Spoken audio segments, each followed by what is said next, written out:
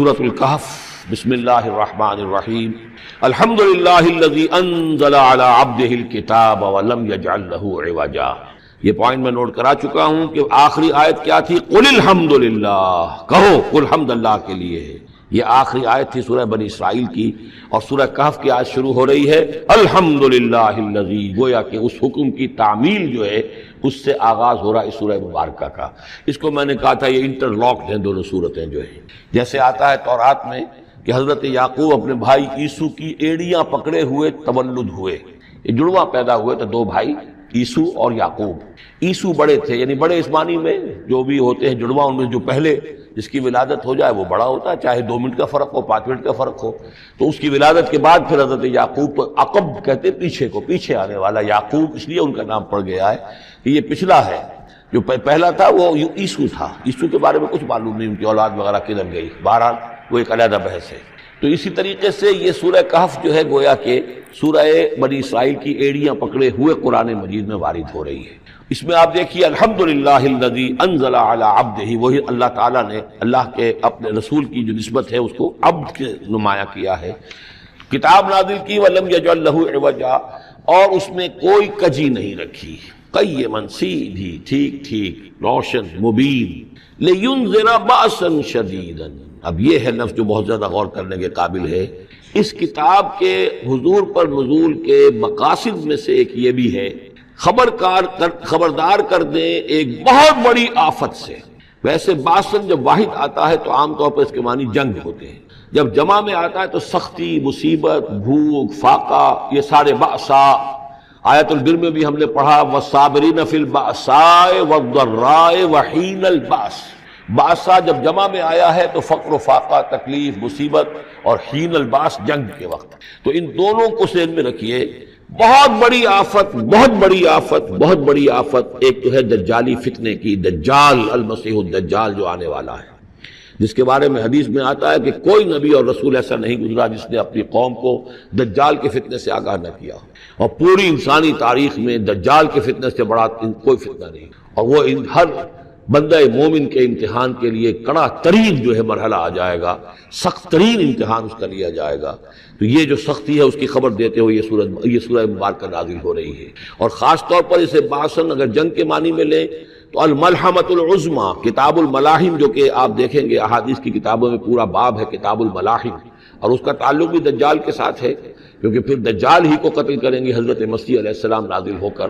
تو یہ سارا مسئلہ جو ہے اس کی خبر دینے کے لیے قیما لینذر بأسا شدیدا من لدنہ، گویا کہ یہ جو احادیث کی کتابوں میں آپ کو حدیث کے ابواب ملتے ہیں، چاہے وہ کتاب الفتن ہو اور چاہے وہ کتاب جو ہے آثار قیامہ ہے، اس طرح کے جتنے بھی ہیں، اور کتاب الملاحم ہے، یہ گویا کہ اس کی شرح ہے لینذر بأسا شدیدا من لدنہ، اور یہ ہوگا بھی خاص اللہ کی طرف سے، یہ آزمائش بھی، یہ دجال کا فتنہ بھی، یہ بہت بڑی جنگ بھی، جس کو آرمگڈون کہتے ہیں، کرسچین جو ٹریڈیشن ہے اس میں اس کے لیے لفظ ہے آرمگڈون، ایک بہت بڑی جنگ ہوگی۔ ڈکشنری میں بھی آپ دیکھیں گے کہ خیر اور شر کی قوتوں کے درمیان اس دنیا کے خاتمے سے پہلے ایک بہت بڑی جنگ ہونی ہے جس کا نام یہ آرمگڈون ہے۔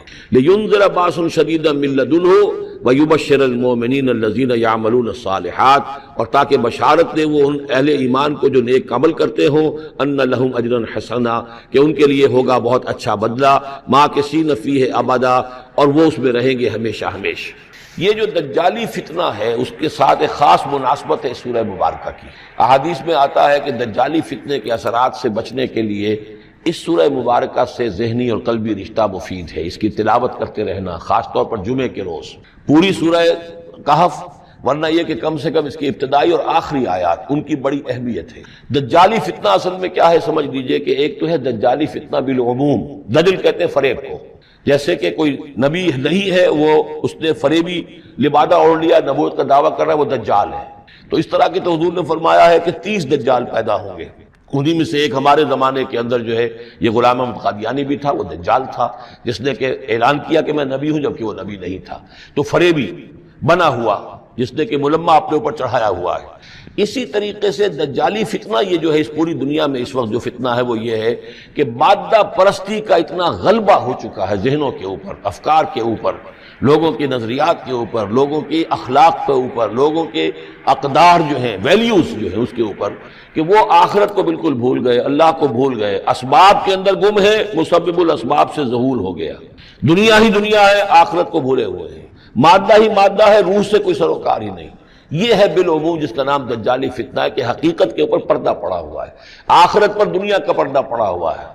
یہ دنیا جو ہے در حقیقت کیا ہے؟ وَمَا الْحَيَاةُ الدُّنْيَا إِلَّا مَتَاعُ الْغُرُورِ، یہ دھوکے کا سامان ہے۔ اصل زندگی کو اس نے ڈھانپا ہوا ہے، ہم نے یہ سمجھ لیا کہ زندگی یہی ہے، اسی کے لیے بھاگ دوڑ محنت صبح و شام، اسی کے مستقبل کی فکر ہے، لیکن اصل زندگی اس کی کوئی فکر ہی نہیں ہے۔ باقی ایک دجال جو ہے جو آئے گا، وہ معاملہ احادیث کے اندر بھی بڑی طوالت کے ساتھ ہے، اور اس میں کافی پیچیدگیاں بھی ہیں، بعض چیزیں جو ہیں ایک دوسرے سے کچھ مختلف بھی ہیں، اس میں پھر اہل علم کو بہرحال مطابقت پیدا کرنی پڑتی ہے۔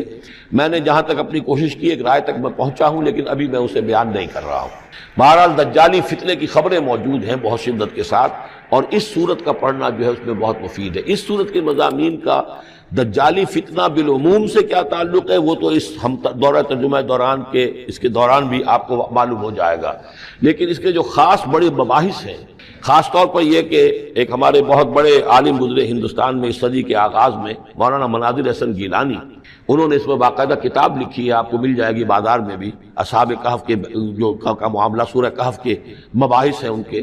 میں نے اس کو اپنی ایک تقریر کے اندر کسی خطاب جمعہ میں سورہ کہف کے مضامین کا خلاصہ بیان کیا تھا، جس کا عنوان ہے دنیا کی حقیقت۔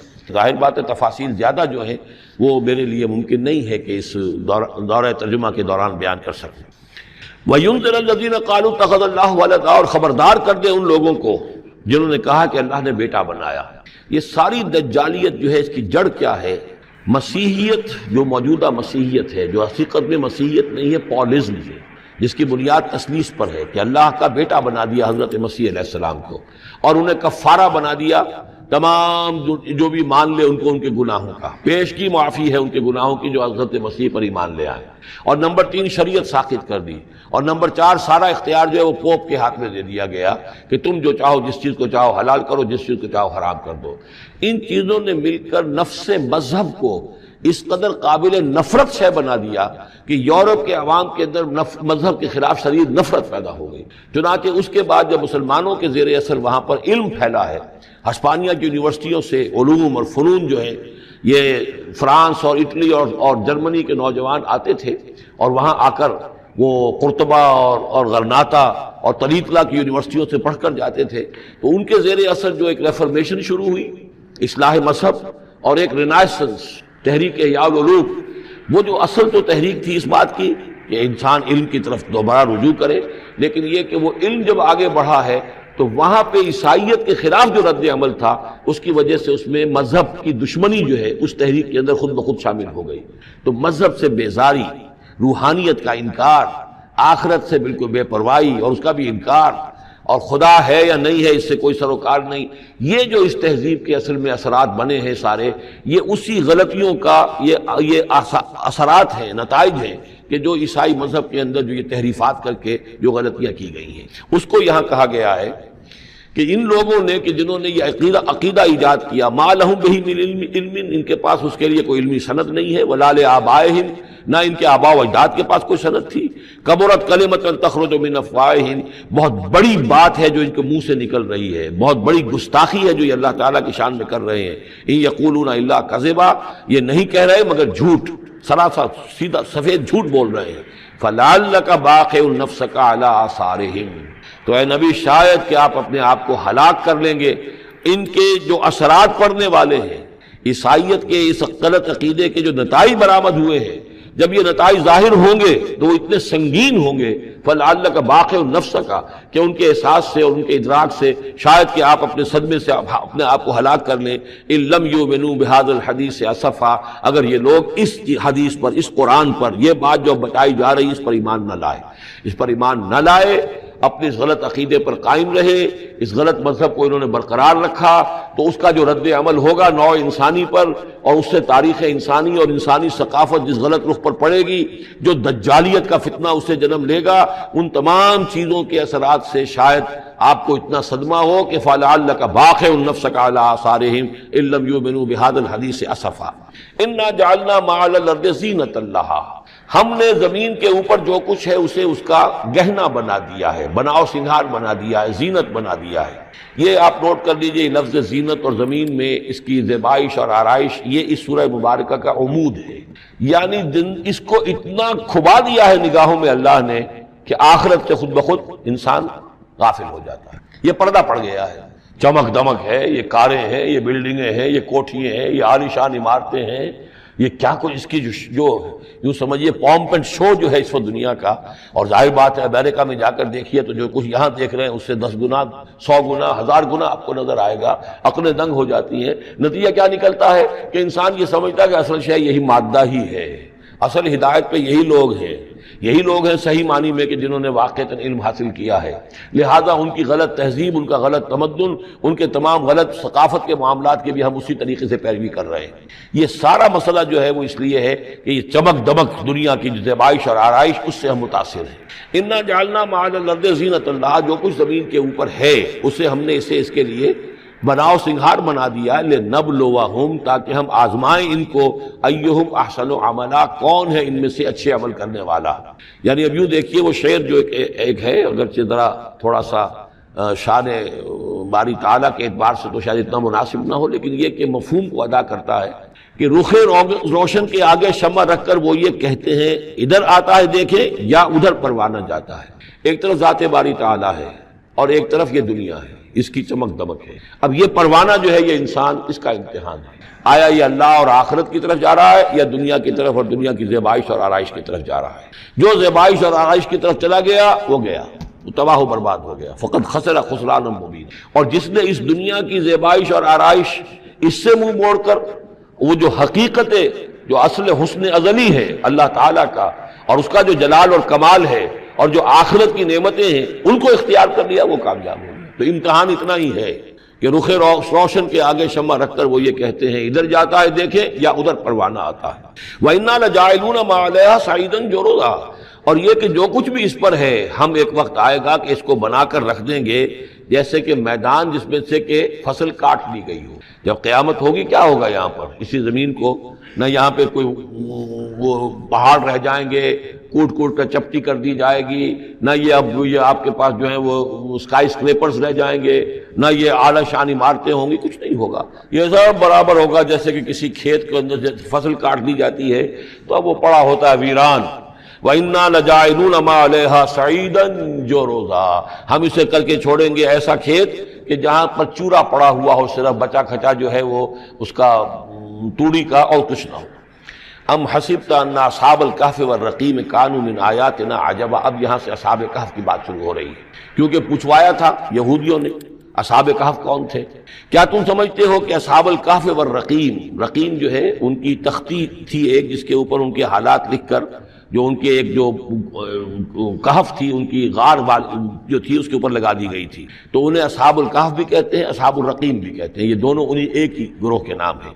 کیا وہ تمہارے خیال میں ہماری بڑی عجیب آیات میں سے تھا؟ یعنی واقعتاً بات تو غیر معمولی تھی، لیکن حقیقت میں ہمارے ہاں تو ہماری تخلیق میں، ہماری صنائی میں اس سے ہزاروں گنا زیادہ عجیب باتیں ہوتی ہیں، ہمارے لیے تو وہ کچھ ہے ہی نہیں کسی بھی درجے میں، تم سمجھتے ہو کہ شاید وہ بہت بڑی بات ہے۔ یہ سابق کہف کا جو قصہ ہے، اب میں سمجھتا ہوں کہ پورے وثوق کے ساتھ ہم کہہ سکتے ہیں کہ یہ قصہ کیا تھا۔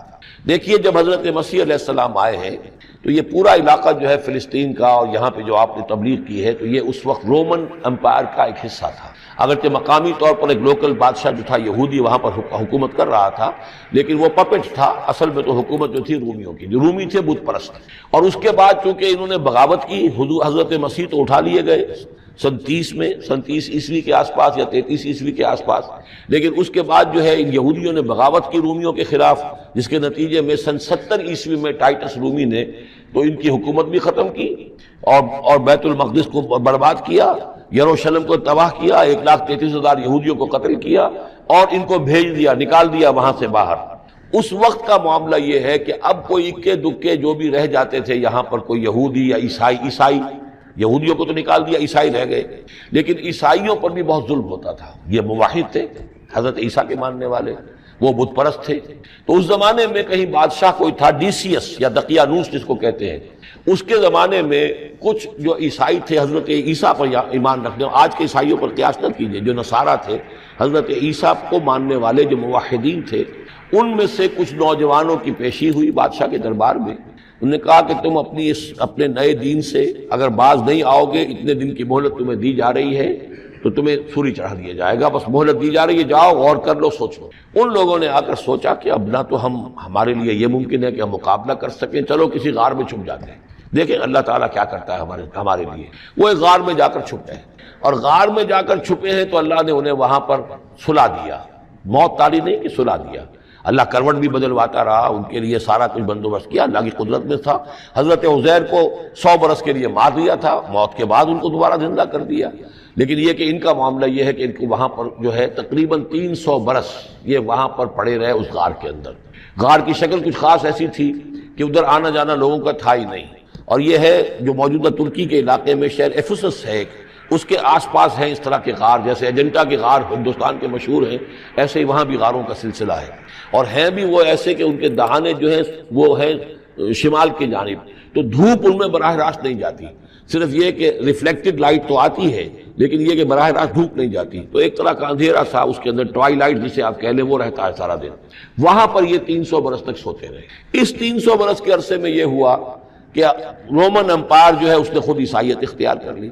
300 عیسوی کے اندر کانسٹنٹائن جو تھا ایمپرر، وہ عیسائی ہو گیا، اب پوری امپائر جو عیسائی ہو گئی۔ اب اس کے زمانے میں اس کے بعد تھیوڈوسیس ہے ایک، 446 عیسوی میں یہ تھا، اس کے زمانے میں اللہ تعالیٰ نے ان لوگوں کو جگایا 300 برس کے بعد۔ اب یہ سمجھ رہے ہیں کہ وہی زمانہ ہے، وہی کفار کی حکومت ہے، وہی مشرکین ہیں۔ اب انہوں نے ڈرتے ڈرتے اپنے کسی ایک آدمی سے کہا بھائی جاؤ یہ لے کے سکہ لے کر جاؤ، چاندی کا، کچھ نہ کچھ کھانے پینے کے لیے لے کر آؤ، دیکھنا لیکن اس طرح ہو کہ ہمارا پتہ نہ چل جائے کہ ہم یہاں چھپے ہوئے ہیں۔ وہاں جو گئے انہوں نے وہ سکہ جو پیش کیا، ان کا یہ سکہ تمہارے پاس کہاں سے آیا؟ یہ تو بہت پرانا سکہ ہے، تو 400 سال پرانا، 300 سال پرانا سکہ کہاں سے لے آئے تمہیں کوئی خزانہ ملا؟ بہرحال اس حوالے سے اب وہ جو ہے وہ پکڑے گئے، ان کی حالت جو ہے وہ جو بات سامنے آ گئی۔ لیکن جب بات سامنے آ گئی تو اب ان کا بہت وہ عزت کی گئی، اس لیے کہ اب تو جو ان کا مذہب تھا در حقیقت پوری مملکت کا مذہب وہی ہو چکا تھا، تو صورتحال تو تبدیل ہو چکی ہے۔ پھر یہ کہ اس کے بعد تفصیل معلوم نہیں ہے کہ غالباً وہ جا کر اپنی اسی غار میں وہ سو گئے ہیں، یا دوبارہ اللہ نے ان پر وہیں پر موت طاری کر دی ہے، اس کا دروازہ بند کر کے اور اس پر ایک تختی لگا دی گئی ہے۔ یہ اصحاب کہف ہے۔ گبن کی جو ہے decline and fall of Roman empire, اس میں بھی یہ 7 سلیپرز، 7 سونے والے، ان کی کہانی موجود ہے۔ یہ چیز جو ہے گویا کہ رومن لٹریچر کے اندر موجود تھی، اس کا جو ذکر موجود تھا، اور قرآن مجید میں یہ امتحاناً سوال کیا گیا حضور سے، تو اس کا جواب دیا گیا کہ یہ 300 برس تک کچھ لوگوں کو سلا دینا، یہ اللہ تعالیٰ کے نزدیک تو کوئی بڑی بات نہیں ہے، تمہارے نزدیک ام حسبت ان اصحاب الکہف والرقیم کانوا من آیاتنا عجبا اذ ابى الفتية الى الکہف، جبکہ وہ نوجوان آئے اپنے اس غار میں، فقالوا، اور انہوں نے کہا ربنا آتنا من لدنک رحمتا، پروردگار اب خاص اپنے خزانہ فضل سے ہمارے لیے رحمت کا بندوبست فرما، وہیئ لنا من امرنا رشدا، اور ہمارے لیے ہمارے معاملے کے اندر جو ہے وہ کوئی عافیت کا بندوبست فرما۔ فضربنا علی آذانہم، تو ہم نے تھپکی دے دی ان کے کانوں پر، فی الکہف سنین عددا، اسی وہ غار کے اندر جو ہے وہ سوتے رہے کئی سال۔ ابھی یہاں اس بات کو نہیں چھیڑا کتنے سال، سنین عددا، متعدد سال وہ سوتے رہے۔ ثم بعثناہم، پھر ہم نے انہیں اٹھایا، لنعلم ای الحزبین احصیٰ لما لبثوا امدا، تاکہ ہم دیکھیں کہ 2 گروہوں میں سے کس کو صحیح معلوم ہے کہ کتنے عرصے وہ وہاں رہے تھے۔ اس کا ذکر آگے آ جائے گا 2 گروہوں سے مراد کیا ہے۔ اور تیسری اہم ترین آیات کیا ہے؟ آیات قرآنیہ۔ ان تینوں میں گہرا ربط ہے، آیات آفاقی، آیات انفسی، آیات قرآنی۔ ان میں تدبر کے ذریعے، غور و فکر کے ذریعے انسان ایمان حاصل کرے، یہ ٹاپ کا ایمان ہے، یہ انٹلیکچوئلز کا ایمان ہے، یہ صدیقین کا ایمان ہے۔ نمبر 2، ایک ایمان ہے عوام کے لیے، اس کے 2 راستے ہیں۔ نمبر 1، صاحب یقین کی صحبت، جس کے اندر یہ ایمان پیدا ہو چکا ہو، آپ اس کے قریب رہیے، اگر بھٹی کے سامنے بیٹھیں گے حرارت پہنچے گی، اگر آپ برف کی سل کے قریب ہوں گے ٹھنڈ پہنچے گی، صاحب امین صاحب ایمان کی صحبت اختیار کریں گے ایمان سراغ کرے گا۔ یہ ہے عوام کے لیے صحبت، کونوا مع الصادقین، ان کی صحبت اختیار کیا۔ تیسرا ذریعہ ہے جو ہمارے لیے خاص طور پر جو مسلمان پیدا ہوئے ہیں، اب ایک بچہ ہے 7 سال کا، آپ نے نماز پڑھنے کی عادت ڈال دی، پڑھ رہا، اگرچہ غیر شعوری عمر سے شروع کر دیا، اس نے روزہ رکھتا ہے، 9 برس کا ہو گیا روزہ رکھنا شروع کیا۔ یہ اعمال جو ہیں ان سے بھی ایک یقین پیدا ہوتا ہے، جیسے یقین سے عمل پیدا ہوتا ہے ایسے ہی عمل سے بھی یقین پیدا ہوتا ہے۔ جب مداومت کرتے رہیں گے اس پر تو اس سے بھی ایک یقین کی کیفیت انسان میں پیدا ہو جاتی ہے۔ سورہ حجرات میں جو بحث آئی ہے اس کے آخر میں یہی ہے کہ اے نبی یہ بدو جو دعوے دار ہے ایمان کے، یہ آپ پر احسان دھر رہے ہیں، یمنون علیک ان اسلموا قل لا تمنوا علی اسلامکم بل اللہ یمن علیکم ان ہداکم للایمان ان کنتم صادقین۔ یہ آپ پر احسان دھر رہے ہیں کہ ایمان لے آیا، نبی ان سے کہیے مجھ پر اپنے ایمان کا کوئی احسان نہ دھرو، اپنے اسلام کا، بلکہ اللہ تم پر احسان دھرتا ہے کہ اس نے تمہیں ایمان کے راستے پر ڈال دیا ہے۔ جب اسلام پر آ گئے ہو تو عمل کرتے رہو گے، ان تطیعوا اللہ ورسولہ، اگر عمل کرتے رہو گے تو اس عمل کے ذریعے سے بھی تمہارے اندر ایمان پیدا ہو جائے گا۔ تو یہ 3 راستے ذہن میں رکھیے، جو عوام ہے غور و فکر، سوچ بچار، اس کی صلاحیت نہیں یا مواقع نہیں، ان کے لیے یہ 2 راستے ہیں، یقین بذریعہ عمل اور یقین بذریعہ صحبت۔ یہاں سے اٹھا رہے ہیں لوگوں کو، بار بار یہیں آ جاتے ہیں، لیکن ان کو دقت ہوتی، یہاں پہ کوئی صاحب پہلے سے روک دیا کرے نا جو بعد میں گڑبڑ ہوتی ہے۔ تو ایک ایمان ہے انٹلیکچوئلز کا، صدیقین کا، جن کو قرآن کہتا ہے اولو الالباب الذین یعقلون ان فی خلق السماوات والارض واختلاف اللیل والنہار لآیات لأولی الالباب، ہوش مندوں کے لیے، عقل مندوں کے لیے، غور و فکر کرنے والوں کے لیے، اصحاب دانش و بینش کے لیے ہماری کائنات میں ہماری نشانیاں ہیں، غور کرو اور ہمیں پہچانو، خود اپنے اندر جھانکو اور ہمیں پہچانو، اور ہماری یہ آیات جو ہیں ہمارے کلام کی، اس کی آیات جو ہیں ان میں وہ ایمان رچا بسا ہوا ہے، ان پر غور کرو، غوطہ زنی کرو، قرآن میں ہو غوطہ زن اے مرد مسلمان۔ یہ ہے ٹاپ کا ایمان، یہ ہے اصل وہ ایمان کہ جو مطلوب ہے۔ اب باقی حضرات جو ہیں ان کے قریب رہیں گے، ایمان حاصل کر لیں گے، اور جو اعمال اللہ نے بتائے ہیں ان پر عمل کرتے رہیں گے، ایمان حاصل۔ اب دوسری بات کی طرف آئیے، نفاق سے کیسے بچا جائے، اس کے لیے بھی 3 عمل ہیں۔ پہلی چیز، اور 2 چیزیں تو وہ ہیں کہ جو سورہ منافقون ہی کے دوسرے رکوع میں بیان ہوگی۔ پریونشن کیسے ہوگی، بچو گے کیسے؟ دوام ذکر، اللہ کو یاد رکھو، یا ایھا الذین آمنوا لا تلہکم اموالکم ولا اولادکم عن ذکر اللہ ومن یفعل ذلک فاولئک هم الخاسرون۔ دل کو غفلت میں مت آنے دو، دل غافل ہوگا شیطان کا ڈیرا بن جائے گا۔ وہ دوام ذکر میں، البتہ یہ ذہن میں رکھیے کہ دوام ذکر کا ذریعہ کیا ہے، اس میں مغالتے ہیں لوگوں کو، جو سب سے بڑا ذکر ہے اس کو بھولے ہوئے ہیں، اور جو تیسرے چوتھے نمبر کا ذکر ہے اس کو سمجھ بیٹھے ہیں کہ بس یہی ذکر ہے۔ سب سے بڑا ذکر، مجسم ذکر قرآن ہے۔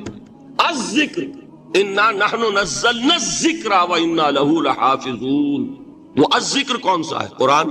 اسی کو فرمایا، میں نے وہ آیت سنائی تھی کہ لوگ تنزیہ کہتے تھے، یا ایھا الذی نزل علیہ الذکر انک لمجنون، حضور سے مخاطب ہو کر کہتے ہیں فلاں جس کے اوپر کے اس کے خیال کے مطابق ذکر نازل ہوا ہے، ہم تو تمہیں پاگل سمجھتے ہیں۔ وہاں بھی لفظ کیا ہے؟ الذکر۔ تو معلوم کیا ہوا؟ انا انزلنا الیک الذکر لتبین للناس ما نزل الیہم، یہ الذکر ہے۔ تو اس سے بڑا ذکر کوئی نہیں۔ تلاوت قرآن، تدبر قرآن، غور و فکر قرآن کا، قرآن کو یاد کرنا۔ اس پر میرا کتاب چاہے مسلمانوں پر قرآن مجید کے حقوق، اب تو یہاں شاید کوئی کتاب موجود نہیں رہی ہے، بہرحال اگر آپ کو ضرورت ہوتی ہے پاکستان سے منگا لیتے ہیں، ہر شے پڑھیے، انشاءاللہ آ جائے گی چیز۔ نمبر 2 ذکر کیا ہے؟ اقیم الصلاۃ لذکری، نماز کو قائم کرو میری یاد کے لیے۔ یہ ذریعہ ذکر میں، وہ تو ہے ہی مجسم ذکر، اور یہ ذریعہ ذکر میں سب سے اہم ہے۔ یہ عملی ذکر بھی ہو رہا ہے اور قولی بھی ہو رہا ہے۔ سورہ فاتحہ پڑھی آپ نے، قرآن شریف کی کچھ آیات پڑھی، پھر رکوع کیا۔ یہ رکوع جو ہے یہ آپ کا عملی ذکر ہے کہ آپ نے اپنے وجود سے اللہ کی عظمت کو تسلیم کیا، پھر آپ سجدے میں گرے، یہ آپ کا عملی ذکر ہے کہ اپنے وجود سے آپ نے اللہ کی عظمت کو اور تسلیم کیا۔ تیسری چیز ہے مسنون دعائیں اور مسنون اذکار، جو حضور سے ثابت۔ ہمارے ہاں کیا ہو گیا، مجھے فلاں بزرگ نے یہ چیز بتائی ہے، وہ تو پڑھتے چلے جا رہے ہیں، نہ قرآن سے دلچسپی، نہ اذکار مسنونہ سے دلچسپی، ادعیہ معصورہ۔ آپ غور کریں گے کہ زندگی کے ہر عمل کے لیے حضور کی دعا موجود ہے۔ صبح اٹھے دعا ہے، آنکھ کھلتے ہی بیت الخلاء میں داخل ہونے لگے دعا ہے، نکلے دعا ہے، وضو کرنے بیٹھے دعا ہے، فارغ ہوئے دعا ہے، مسجد کے لیے گھر سے نکلے دعا ہے، مسجد میں داخل ہوئے دعا ہے، مسجد میں تو ہے ہی ذکر، نماز ہے، تلاوت ہے، باہر نکلے دعا ہے، گھر میں داخل ہونے لگے پھر دعا ہے، سواری پر سوار ہو رہے ہیں۔ قرآن حکیم نے بھی سورہ آل عمران کے آخری رکوع میں ذکر کو سب سے پہلے اور سب سے اہم عامل کی حیثیت سے شمار کیا ہے۔ چنانچہ اس کی پہلی آیت جو ہے سورہ آل عمران کے آخری رکوع کی، اس میں تو وہی مضمون جو میں بیان کر چکا وہ آیا ہے، ان فی خلق السماوات والارض واختلاف اللیل والنہار لآیات لأولی الالباب۔ یقیناً آسمانوں اور زمین کی تخلیق میں اور دن اور رات کے الٹ پھیر میں نشانیاں ہیں ہوش مندوں کے لیے۔ ان کے ذریعے سے انسانی شعور کے اندر وہ معرفت رب اجاگر ہوگی۔ وہ پہلا مرحلہ اس نے طے کر لیا، وہ ڈورمنٹ معرفت اب ایکٹیویٹ ہو گئی۔ اب مزید فکر کا مرحلہ ہے جو اگلی آیت میں آیا ہے، الذین یذکرون اللہ قیاما وقعودا وعلی جنوبہم ویتفکرون فی خلق السماوات والارض ربنا ما خلقت ھذا باطلا سبحانک فقنا عذاب النار۔ یعنی تفکر جو ہے ویتفکرون فی خلق السماوات والارض، وہ تفکر کرتے ہیں، غور و فکر کرتے ہیں آسمان اور زمین کی تخلیق میں، لیکن اس تفکر کے ساتھ لازماً ذکر، اور ذکر مدام، ذکر بھی وہ کہ جو مستقل ہو، ہر حالت میں ہو۔ الذین یذکرون اللہ قیاما وقعودا وعلی جنوبہم، وہ لوگ کہ جو اللہ کو یاد رکھتے ہیں، اللہ کا ذکر کرتے ہیں، کھڑے ہوئے بھی، بیٹھے ہوئے بھی، اور اپنے پہلوؤں کے بل یعنی لیٹے ہوئے بھی۔ اب ان تین کے سوا تو کوئی پوزیشن انسان کی نہیں ہے، اسی کا نام ہے دوام ذکر۔ اور اس کے ساتھ اگر وہ تفکر کرتے ہیں تو ان کا فکر اگلی منزل تک پہنچتا ہے۔ تو پہلی شے تھی فکر انسانی کی صحیح رخ پر مزید پیش قدمی اور پیش رفت، اور اس کے لیے لازم ہے ذکر و فکر کا امتزاج۔ دوسری چیز کو لیجئے عمل کی درستی۔ اس عمل کی درستی کے لیے اللہ تعالی کے ساتھ ایک گہرے تعلق کی ضرورت ہے، اس لیے کہ صبر کی بحث میں یہ مضامین شاید آپ کے سامنے آ گئے ہوں کہ صبر، جہاں مصیبت پر صبر ہوتا ہے، تکلیف پر صبر ہوتا ہے، اللہ کے احکام پر جمنا یہ بھی صبر ہے، نفس کی خواہشات کی باغ کو تھام کر رکھنا، کھینچ کر رکھنا یہ بھی صبر ہے، اور استقامت کسی شے پر قائم رہنا یہ بھی صبر ہے۔ تو عمل صحیح پر استقامت کے لیے وَاصْبِرْ وَمَا صَبْرُكَ إِلَّا بِاللَّهِ، اس صبر کی سب سے اہم جو بنیاد ہے، اس کا جو سب سے بڑا ذریعہ ہے، اس کا جو سب سے بڑا سہارا ہے، وَمَا صَبْرُكَ إِلَّا بِاللَّهِ، اس کے لیے ضرورت ہے ایک گہرے تعلق کی کہ اللہ کے ساتھ ایک ایسا تعلق برقرار رہے جو نہ صرف گہرا ہو بلکہ دائم و قائم، مسلسل۔ ذرا ذہول ہوگا تعلق مع اللہ میں، ذرا کمی آئے گی، شیطان کا وار کاری ہو جائے گا۔ اسی کو حضور نے حدیث میں یوں تعبیر کیا ہے تمثیلاً کہ جو دل اللہ کی یاد سے غافل ہے،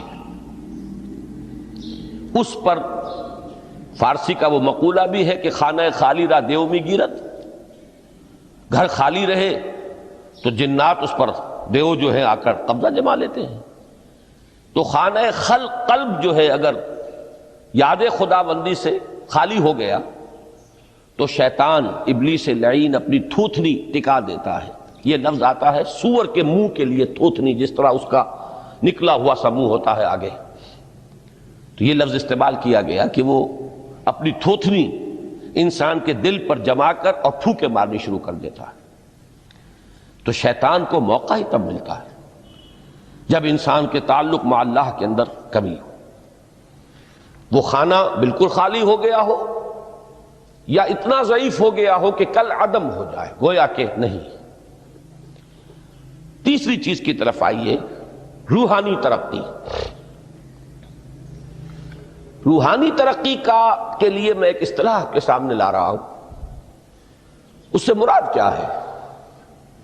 روحانی ترقی کے لیے ہماری دینی اصطلاح ہے تقرب الی اللہ، اللہ سے قریب تر ہوتے چلے جانا۔ اس پر میرا ایک کتابچہ بھی ہے، تقرب الی اللہ کے 2 مدارج، 2 درجے، جو در حقیقت ایک حدیث نبوی علیہ الصلوۃ والسلام ہی پر مبنی ہے کہ حضور نے ایک درجہ قرار دیا ہے تقرب بالفرائض، فرائض کے ذریعے سے انسان اللہ کا قرب حاصل کرے۔ ایک ہے تقرب بالنوافل، نوافل کے ذریعے سے اللہ کا قرب حاصل کرے۔ ان میں کیا نسبت و تناسب ہے، اہمیت کے اعتبار سے کون بڑھ کر ہے، بلندی کے اعتبار سے کون بڑھ کر ہے، یہ تمام مسائل میں نے اپنی اس تقریر میں بیان کیے تھے جو اس کتابچے میں شائع ہوئی ہے۔ اس وقت میں اس کی تفصیل میں نہیں جا رہا، صرف یہ تذکرہ اس لیے کر رہا ہوں کہ جن کو بھی خواہش ہو جائے وہ اس کا مطالعہ کرے۔ ہماری اس وقت کی گفتگو سے وہ کتابچہ اس جگہ پر منسلک ہوگا۔ تو تقرب الی اللہ، یہ تقرب کوئی فزیکل فینومینن نہیں ہے، جسمانی یا مادی مسئلہ نہیں ہے۔ اللہ سے قرب یہ نہیں ہے کہ کوئی کروڑوں میل کا فاصلہ ہے، اب ہمیں کوئی رسی پر چڑھنا ہے اوپر بڑی محنت اور مشقت سے، فصل تو ہے ہی نہیں، فاصلہ ہے ہی نہیں، بعد ہے ہی نہیں۔ نحن اقرب الیہ من حبل الورید، ہم تو انسان سے اس کی شہرگ سے بھی زیادہ قریب ہیں۔ هو معکم اینما کنتم، وہ تو تمہارے ساتھ ہی ہوتا ہے جہاں کہیں بھی تم ہو، بس صرف یہ کہ تمہاری توجہ نہیں ہوتی، تم اور چیزوں میں مشغول و مصروف رہتے ہو، تم ہماری طرف دھیان ہی نہیں دیتے، تم ہماری طرف متوجہ ہی نہیں ہوتے۔ ہم تو مائل بے کرم ہے، کوئی سائل ہی نہیں، راہ دکھلائیں کسے رہنو منزل ہی نہیں۔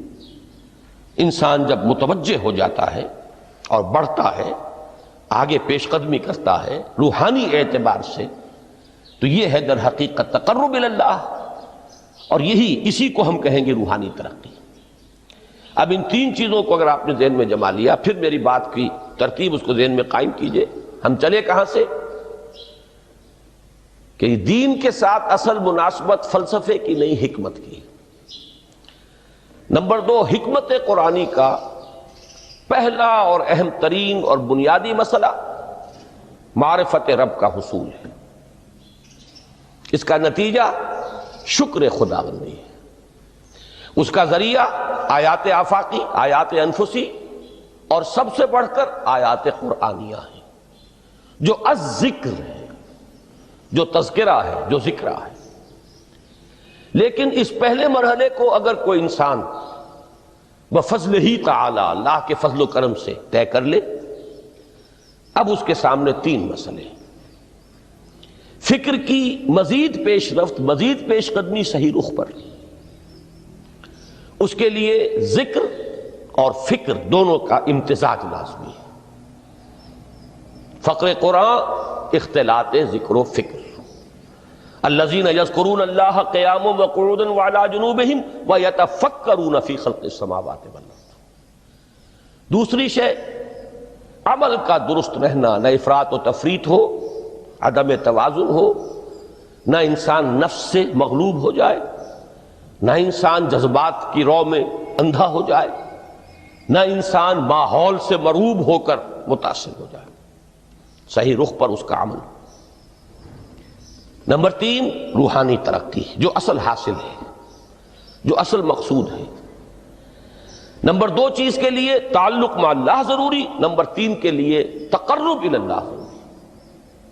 اب غور کیجئے ان تینوں چیزوں کا بڑا گہرا تعلق ہے نماز کے ساتھ. ان تینوں کے لیے ستون کی حیثیت نماز کو ہے. لہذا ایمان کے بعد یا معرفت رب کے بعد حکمت دین کا اہم ترین مسئلہ نماز، صلاۃ. اس لیے کہ ایک طرف یہ انسان کو اللہ کے ساتھ ایک گہرے تعلق کا ذریعہ فراہم کرتی ہے. اپنے تمام مصروفیات میں سے ان مشغولیتوں میں جن میں گم ہونے کا خدشہ ہوتا ہے نکلو. 24 گھنٹے کے معمولات میں سے کم 5 مرتبہ تو لازماً نکلو اور اپنے آپ کو ذرا، اپنے حواس کو بھی، اپنی باطنی کیفیات کو بھی ذرا تازہ کرو. اگر کوئی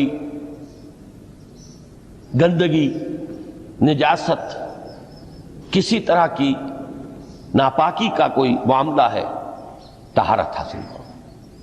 طہارت سے تمہارے اندر روح کو بھی بالیدگی ہوگی، تمہارے حواس بھی تازہ ہوں گے. تم گویا کہ بحیثیت کل تمہاری ہستی چاق و چوبند ہو جائے گی. وہ کسل، وہ سستیاں، وہ جو ایک کثافتیں ہوتی ہیں، ان سب سے نجات حاصل کرو. اور اب اپنے رب کے حضور میں کھڑے ہو جاؤ، اس کے ساتھ اپنا عہد بھی تازہ کرو، اس کی اہم صفات کو بھی اپنے ذہن میں پھر مستحضر کرو. یہی وجہ ہے، دیکھیے میں نے جو آیات آپ کو شروع میں سنائی تھی، سورہ لقمان کی 2 آیتیں. پہلی آیت میں اس کا ترجمہ کر چکا. دوسری آیت وَلَقَدْ وَإِذْ قَالَ لُقْمَانُ لِابْنِهِ وَهُوَ يَعِظُهُ يَا بُنَيَّ لَا تُشْرِكْ بِاللَّهِ إِنَّ الشِّرْكَ لَظُلْمٌ عَظِيمٌ. اس کے بعد درمیان میں کچھ مضمون آ کر پھر وہ آیہ مبارکہ آئی، یا بنی اقیم الصلاۃ وامر بالمعروف وانہ عن المنکر واصبر علی ما اصابک. گویا کہ اہم ترین چیز، بنیادی ترین چیز، اللہ کو محض پہچان لینا کافی نہیں ہے، یاد رکھنا ضروری ہے. اللہ یاد رہے گا تو فکر صحیح آگے بڑھے گا. اللہ یاد رہے گا اور اس کے ساتھ ایک گہرا تعلق جو ہے برقرار رہے گا تو عمل درست رہے گا.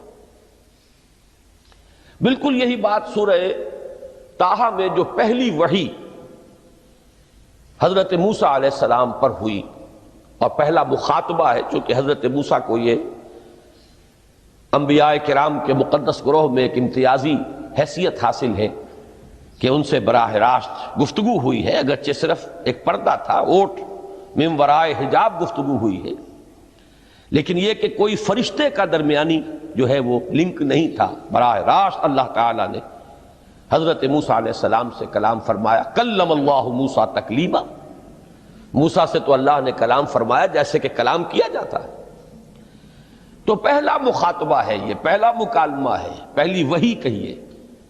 اسی میں یہ الفاظ بھی موجود ہیں، اننی انا اللہ لا الہ الا انا فاعبدنی واقم الصلاۃ لذکری. یہ گویا کہ حکمت قرآنی کا ایک بہت بڑا خزانہ ہے یہ آیت مبارکہ، کہ خود حضرت موسیٰ علیہ السلام کو جو ہدایت دی جا رہی ہے، میں ہوں، میں اللہ، اننی انا اللہ لا الہ الا انا، میرے سوا کوئی معبود نہیں. فاعبدنی، بس میری بندگی، میری عبادت، میری پرستش، میری محبت، اس کو اختیار کرو. وَأَقِمِ الصَّلَاةَ لِذِكْرِي، اور نماز کو قائم رکھو میری یاد کے لیے. بلکہ اسی سلسلہ کلام میں آگے چل کر سورہ طٰہٰ میں آتا ہے، کافی گفت و شنید کے بعد جب حضرت موسیٰ نے کچھ معذرت بھی کی، کچھ دعائیں بھی کی، اللہ نے ایک دعا قبول بھی کی کہ ان کے بھائی کو بھی شریک کر دیا، حضرت ہارون کو بھی. اس کے بعد پھر جب فرمایا کہ اب جاؤ فرعون کی طرف، تو اس میں فرمایا وَلَا تَنِيَا فِي ذِكْرِي، اور دیکھنا یہ جو عظیم مشن تمہارے کندھے پر آ گیا ہے، بڑا بھاری اور کٹھن، ایک فرض ہے جو تم پر عائد ہو گیا ہے، اس کے لیے سب سے بڑی تمہارے پاس جو قوت کا ذریعہ ہے وہ نماز ہے۔ اقیم فلا تنی عن ذکری، میری یاد میں کبھی غفلت نہ کرنا، اس میں کبھی کوئی کمی نہ آنے دینا۔ جیسا کہ میں نے عرض کیا تھا کہ جیسے ہی وہ تعلق جو ہے کمزور پڑتا ہے یا منقطع ہو جائے معاذ اللہ، تو پھر انسان گویا کہ شیطان کے لیے ایک لقمہ تر بن جاتا ہے۔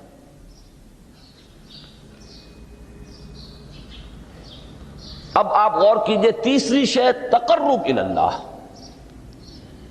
اس کے حوالے سے بھی جو فرائض اور نوافل کی بات ہے اس کو اس وقت ذہن سے نکال کر یہ سمجھیے کہ اس میں نماز کا کیا مقام ہے، اس لیے کہ نماز فرض بھی ہے، نماز نفل بھی ہے، وہ تو ان دونوں میں شریک ہو جائے گی۔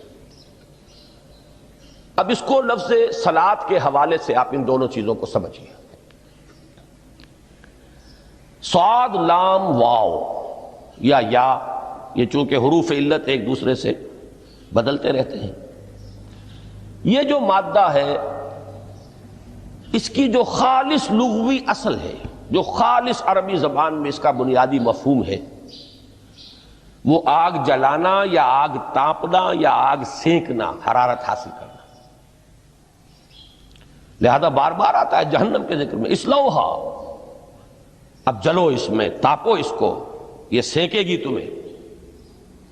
بلکہ تفتلون کا لفظ آیا ہے حضرت موسیٰ کے کلام میں، جب وہ گئے تھے کوہ طور پر، جب پہنچ گئے تو تھے آگ تک کی تلاش میں، لعلکم تفتلون، تو اپنے اہل خانہ سے یہی کہا تھا کہ مجھے کہیں وہ روشنی نظر آ رہی ہے، غالباً کوئی وہاں سے آگ مل سکے گی، ورنہ یہ کہ کوئی رہنمائی کو رستہ مجھے مل سکے گا، میں وہ آگ لے آؤں گا، کوئی چنگاری وہاں سے لے آؤں، لعلکم تفتلون، تاکہ تم، اب یہ اصطلاح در حقیقت باب افتعال ہے، اور یہ تے یہاں پر توئے کی شکل اختیار کر گئی، تا نے توبن کی صورت اختیار کی صاد کی وجہ سے۔ بہرحال اس کا سب سے بنیادی مفہوم جو ہے وہ ہے تاپنا، سکائی حاصل کرنا، حرارت۔ اس کے حوالے سے سمجھ لیجئے کہ سب سے بنیادی تعلق اس کا جو ہے وہ روح کے ساتھ ہے۔ روح میں محبت خداوندی کی آگ اگر ٹھنڈی پڑ گئی ہو، اگر محبت خداوندی کی حرارت میں کمی ہو رہی ہو، تو اس کو اثر نو، جس کو کہ میں آج سوچ رہا تھا تو ایک لفظ ذہن میں آیا کہ جیسے بیٹری اس کو ریچارج کیا جاتا ہے، اسی طریقے سے روح کے اندر محبت خداوندی کی اس حرارت کو اثر نو تازہ کرنا، یہ ہے در حقیقت نماز کا اصل مقصد۔ اس لیے کہ اس لفظ کا بنیادی مفہوم، اصل لغوی مفہوم تو یہ، اگرچہ اس کا سب سے زیادہ کثرت سے جو استعمال ہوتا ہے، اور لفظ صلاۃ جس سے در حقیقت جس تصور پر مبنی ہے وہ ہے اقدام، کسی کی طرف متوجہ ہونا اور پھر دعا۔ صلاۃ کا سب سے قریبی مفہوم لفظی جب بیان کیا جائے گا، اس سے مراد، اس کے معنی، تو دعا اس میں اہم ترین ہے۔ کسی کی طرف توجہ کرنا، مناجات کرنا، گفتگو کرنا، مخاطبہ، مکالمہ، دعا، یہ در حقیقت صلاۃ کا سب سے بڑا اصطلاحی مفہوم ہے۔ لیکن جو اس کا مادہ ہے، صاد لام واو یا صاد لام یا، اس کا اصل مفہوم جو ہے وہ تاپنا، حرارت حاصل کرنا۔ تو ان دونوں کے حوالے سے عرض کر رہا ہوں، وہ تاپنا اور حرارت حاصل کرنا وہ ہے روح کے اعتبار سے۔ وہ جو کہا اقبال نے کہ بجھی عشق کی آگ اندھیر ہے، مسلمان نہیں راہ کا ڈھیر۔ یہ عشق کی آگ جب بجھ جاتی ہے، در حقیقت یہی تو انسان کی روحانی موت ہے۔ جب یہ نہ رہے تو چاہے منطق میں بہت انسان ماہر ہو، مجھے اقبال کا ایک شعر یاد آیا ہے تقابل کرتے ہوئے، ایک انسان محکوم اور ایک انسان حر، آزاد انسان، ان کی نفسیات میں جو بنیادی فرق علامہ اقبال نے مختلف مواقع پر بیان کیے ہیں۔ محکوم ہے بیگانہ اخلاص و مروت، ہر چند کے منطق کی دلیلوں میں ہے چالاک۔ تو منطق کی دلیلوں میں انسان چالاک ہو جائے اور وہ لغت ہائے حجازی کا وہ ایک خزانہ بن جائے، اسے تمام الفاظ کے معنی یاد ہوں، وہ بڑے مسائل فقہ کے اسے ازبر ہوں، جزیات بے انتہا جزیات جو ہیں وہ مستحضر ہوں، فلسفے کے بڑے بڑے مسئلے اس نے حل کر لیے ہوں، لیکن اگر روح میں وہ اللہ کی محبت کی آگ نہیں ہے، وہ تپش نہیں، بجھی عشق کی آگ اندھیر ہے مسلمان نہیں راکھ کا ڈھیر۔ اسی کے حوالے سے آج مجھے یاد آیا تھا کہ وہ جو بڑی سادہ سی ایک نظم ہے، اللہ تعالیٰ سے دعا یا رب دل مسلم کو وہ زندہ تمنا دے، اس میں بھی جو الفاظ آئے ہیں جو روح کو گرما دے اور قلب کو تڑپا دے، یہ ہے اصل جو مقصود ہے نماز کا۔ اور یہی وہ چیز ہے جیسا کہ میں نے عرض کیا تھا کہ نگاہوں سے اوجھل، یہ پہلو سامنے ہے ہی نہیں، دوسرا پہلو سامنے ہے اور وہ بھی میرے نزدیک بہت اہم ہے، بہت بنیادی ہے، اس میں کوئی شک نہیں، لیکن یہ ہے بلند ترین منزل کہ تقرب الی اللہ، اس کے لیے در حقیقت یہ کس لیے درکار ہے؟ روح کے اندر عشق کی حرارت اور گرمی تازہ ہو جائے۔ بسا اوقات یہ اندر دب جاتی ہے، جیسے انگارہ ہوتا ہے آگ کا، اس کے اوپر خاک اور راکھ آ جاتی ہے، اندر کچھ ہوتی ہے، آگ دبی ہوئی سمجھ آگ بجھی ہوئی نہ جان، اس دبی ہوئی آگ کو پھر ایک شعلہ بنانا، پھر اس کے اندر ایک حیات تازہ پیدا کرنا، یہ ہے نماز کا اہم ترین اور بلند ترین مقصد۔ لیکن اس کے ساتھ ہی اس نماز میں ذکر ہونا، اس کا یہ ذکر ہے، اور ذکر کی جب میں فہرست بیان کیا کرتا ہوں بہت سے حضرات کے سامنے ہوگا کہ ذکر کا در حقیقت مفہوم ہے استحضار اللہ فی القلب۔ ہمارے ہاں غلطی سے جو ذرائع ذکر ہیں انہیں ذکر قرار دے دیا گیا ہے۔ نماز ذکر نہیں ہے، نماز ذکر کا ذریعہ ہے۔ اقیم الصلاۃ لذکری، نماز قائم کرو میرے ذکر کے لیے۔ یہ اللہ اللہ کہنا یا ادعیہ معصورہ جو حضور صلی اللہ علیہ وسلم کی مسنون دعائیں ہیں، انہیں اپنے تمام معمولات دنیاوی کے ساتھ ساتھ ان دعاؤں کو بھی انسان پڑھتا رہے، اللہ سے دعا کرتا رہے، یہ تمام ذرائع ذکر ہیں۔ سبحان اللہ الحمدللہ الحمدللہ، اس کا آپ ورد کیجئے، یہ بھی ذریعہ ذکر ہے۔ حقیقت میں ذکر ہے استحضار اللہ فی القلب، اللہ کو دل میں لے آنا، اللہ کو دل میں حاضر کر لینا، اصل میں تو ترجمہ ہوگا، لیکن حاضر جاننا، یہ کیفیت جو ہے انسان کو حاصل ہو جائے۔ اب اس کے حوالے سے ذرا بات سمجھیے کہ ایک تو میں عرض کر چکا ہوں مجسم ذکر تو قرآن ہے، لہذا ذکر کی فہرست جب آپ کریں گے ذرائع ذکر تو ان میں سب سے پہلے قرآن آئے گا، اس لیے کہ وہ ہماری حکمت کے پہلے مسئلے کو حل کر رہا ہے، بنیادی مسئلہ، اہم ترین مسئلہ۔ دوسرے نمبر پر ذکر جو ہے، اب اس کے لیے کچھ اصطلاحات جو میرے مختلف دروس میں شاید آپ کے سامنے بعد میں آئیں یا پہلی آ چکی ہوں، ان کے حوالے سے میری بات سمجھیے۔ ایک ذکر غیابی ہے، تھرڈ پرسن میں، صیغہ غائب میں اللہ کی یاد کرنا، اللہ اکبر اللہ اکبر اللہ اکبر۔ اب یہ اللہ اکبر جو ہے یہ جملہ اسمیہ خبریہ ہے، ایک حقیقت کی تکرار آپ کر رہے ہیں، اللہ سب سے بڑا ہے، اللہ سب سے بڑا ہے، سبحان اللہ سبحان اللہ سبحان اللہ۔ یہ در حقیقت ذکر غیابی ہے کہ آپ اس میں مخاطب نہیں ہیں اللہ سے، ایک ذکر خطابی کہیں یا ذکر حضوری کہیں، جس میں مکالمہ ہوتا ہے، جس میں گفتگو ہوتی ہے۔ تو نماز در حقیقت ذکر حضوری اور ذکر خطابی کی بلند ترین شکل ہے۔ اس لیے میں نے عرض کیا تھا کہ نماز کے لفظ یا صلاۃ کے لفظ، یہ اصطلاحی معنی جو اکثر و بیشتر کیے جاتے ہیں وہ ہے دعا، اور دعا میں ہوتا کیا ہے؟ مکالمہ ہے، مخاطب، اے اللہ، اے میرے رب، اے پروردگار۔ پھر یہ کہ اس میں اقدام اور کسی کی طرف متوجہ ہونا، یہی وجہ ہے کہ افتتاح صلاۃ، نماز کو شروع کرنے کے لیے ایک تو وہ الفاظ جو قرآن مجید میں آئے ہیں، انی وجہت وجہی للذی فطر السماوات والارض حنیفا وما انا من المشرکین. یہ ہے توجہ کا ارتکاز، بشرطے کہ یہ صرف الفاظ ہی نہ نکل رہے ہوں، واقعتاً یہ تعبیر ہو اس وقت کی انسان کی نفسیاتی کیفیت کی، کہ شعوری طور پر وہ فیصلہ کرتا ہے کہ اب میں منقطع ہو رہا ہوں، ہر چہار طرف سے اپنی توجہ کو ہٹا کر، ہر مسئلے سے اپنے آپ کو خالی و ذہن کر کے، یعنی ظاہری اور باطنی دونوں اعتبار سے میں اپنی توجہ کا ارتکاز کر رہا ہوں اس ذات کی طرف جس نے آسمانوں اور زمین کو پیدا کیا، اور بالکل یکسو ہو کر رہا ہوں. انی وجہت وجہی للذی فطر السماوات والارض حنیفا وما انا من المشرکین. اور دوسری وہ جو دعا جس سے ہم افتتاح کرتے ہیں اپنی نماز کا، دیکھیں اس میں خطاب کا کس قدر اہتمام. وہاں سبحان اللہ نہیں ہے، سبحانک اللہم، پاک ہے تو اے رب ہمارے، وبحمدک وتبارک اسمک وتعالی جدک. اب آپ غور کر رہے ہیں، یہ ہے تخاطب، براہ راست مخاطب ہونا ہو رہی ہے.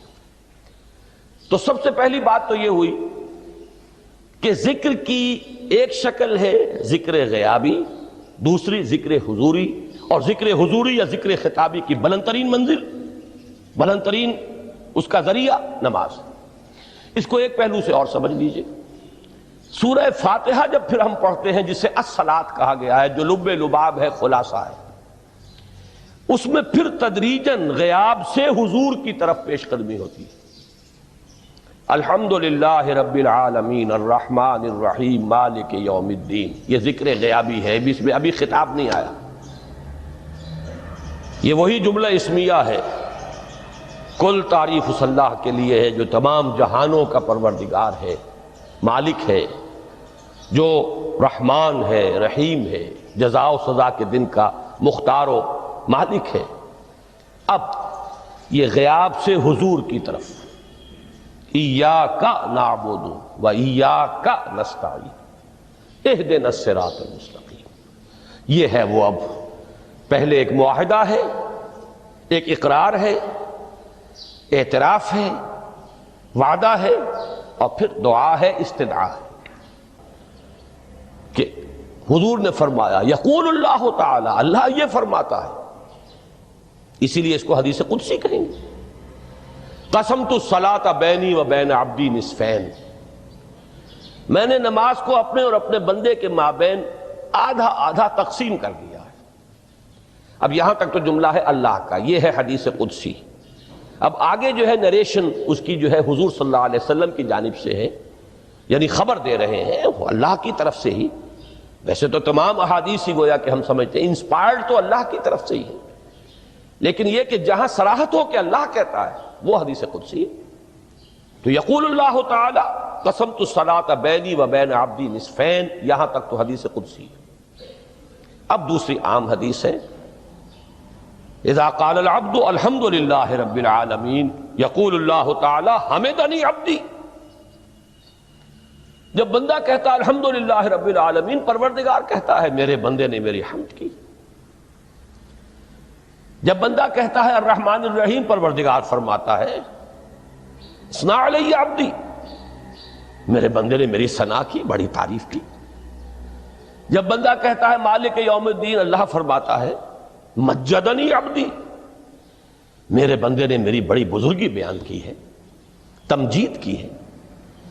پھر جب بندہ کہتا ہے ایاک نعبد و ایاک نستعین، اللہ فرماتا ہے ھذا ما بینی و بین عبدی ولعبدی ما سأل، یہ ہے میرے اور میرے بندے کے درمیان. یہ تو معاہدہ ہے نا، معاہدے میں تو دو فریق جکڑے جاتے ہیں، بند جاتے ہیں. یہ میرے اور میرے بندے کے درمیان ہے، اور میرے بندے نے جو طلب کیا میں نے دیا، اس لیے کہ اس میں طلب بھی تو ہے، ایاک نستعین، تیری مدد چاہتے ہیں، یہ طلب ہے. اسی کی شرح ہے جو اب آخری 3 آیتیں ہیں. پروردگار ہم تیری مدد چاہتے ہیں، پروردگار ہم تیری ہی بندگی کرتے ہیں اور کریں گے. اور تیری ہی مدد چاہتے ہیں، چاہیں گے۔ اگر حال میں اس کا ترجمہ کریں گے زمانہ حال کے اعتبار سے، اس لیے کہ فعل مضارع میں تو دونوں موجود ہیں، شامل ہیں، تو یہ ایک اعتراف ہے، اظہار حال ہے۔ اللہ کرے کہ وہ واقعتاً صحیح اظہار حال ہو، ہم واقعی اللہ کی بندگی کرتے ہوئے یہ کہیں کہ ایاک نعبد، ورنہ اگر ہماری اصل صورتحال سے وہ مطابقت نہ رکھتا ہو تو پھر تو ایک طرح کا جھوٹ ہو جائے گا، غلط بیانی ہو جائے گی۔ ایاک نعبد، تیری ہی بندگی کرتے ہیں، اور مستقبل میں کیجئے، کریں گے، یہ ہے عہد۔ تیری ہی مدد چاہتے ہیں، تجھی سے مدد طلب کرتے ہیں، تجھی سے مدد چاہتے رہیں گے۔ اس کے لیے فرمایا وَلِعَبْدِ مَا سَأَلَ، اور پھر اس کے بعد وہ استدعا ہے، اهدنا الصراط المستقیم صراط الذین انعمت علیہم غیر المغضوب علیہم ولا الضالین۔ اس حدیث میں اس کو ایک ہی جملے کو لیا گیا ہے، ایک ہی جملے کی حیثیت سے۔ جب بندہ یہ کہتا ہے تو اللہ فرماتا ہے ھذا لعبدی ولعبدی ما سأل، یہ خالص میرے بندے کے لیے ہے۔ اس بندے نے ایک درخواست پیش کی ہے اور میں نے گرانٹ کی، وہ اپلیکیشن، وہ ریکویسٹ گرانٹڈ ہم نے دے دی، ولعبدی ما سأل۔ یہ ہے اس کی تاثیر کا عالم، بشرطے کے معاملہ وہ شعور کے ساتھ، بشرطے کے مطابقت ہو ظاہر اور باطن کی، بشرطے کے مطابقت ہو قول اور فعل کی، تو اس کا اتنا اونچا مقام ہے کہ ایک ایک جملہ ادھر ادا ہوا، ادھر اللہ کی طرف سے ریسپانس مل رہی ہے۔ افلاک سے آتا ہے نالوں کا جواب، آخر اٹھتے ہیں حجاب، آخر کرتے ہیں خطاب۔